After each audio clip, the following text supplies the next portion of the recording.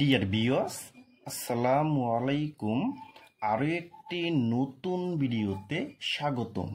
আজকে আমি আপনাদের মাঝে কথা বলবো 2025 এর নতুন বছরের কার্পু মাছের রেণু পোনাটা কিভাবে পুকুরে চাষ করবেন এবং কার্পু মাছের রেণু পোনাকে কি খাবার দিবেন এবং কার্পু মাছের রেণু পোনাটা 1 কেজিতে কতগুলি মাছ হবে তা ভিউয়ার্স আজকের ভিডিওটা আমি সম্পূর্ণ দেখাবার চেষ্টা করব।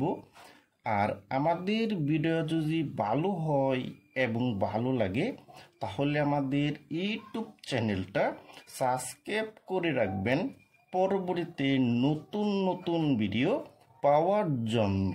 ভিউয়ার্স, এখন আপনি লক্ষ্য করে দেখতেই পারছেন এটা হলো নতুন বছরের অরিজিনাল কার্পু মাছের রেণু পোনা।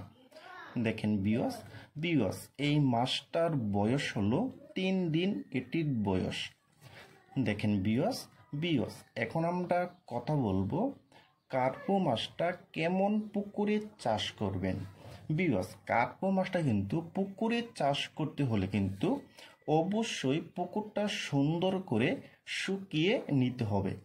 দেখা যায় পুকুরের যদি অনেক ময়লা আবর্জনা এবং খুদি পেনা থাকে তাহলে কিন্তু এইগুলি পুকুর থেকে তুলে ফেলতে হবে।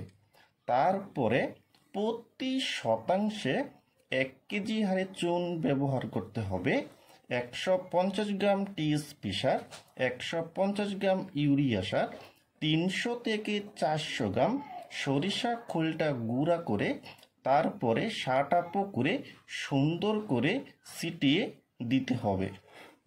তার 1 থেকে 2 দিন পরে আপনি পুকুরে পানি ঢুকিয়ে কিন্তু তারপরে আপনি কার্পু মাছটা কিন্তু পুকুরে চাষ করতে পারবেন।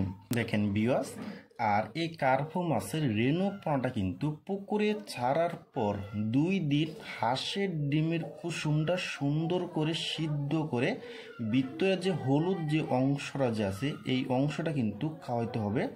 10 লিটার পানির সাথে কিন্তু মিশিয়ে খাওয়াইতে হবে। আর 2 দিন পরে আপনি খাওয়াতে পারবেন সরিষা খোলটা পানিতে ভিজিয়ে কিন্তু একটা পাটের সালার ভিতরে বইটা কিন্তু খাওয়াতে পারবেন।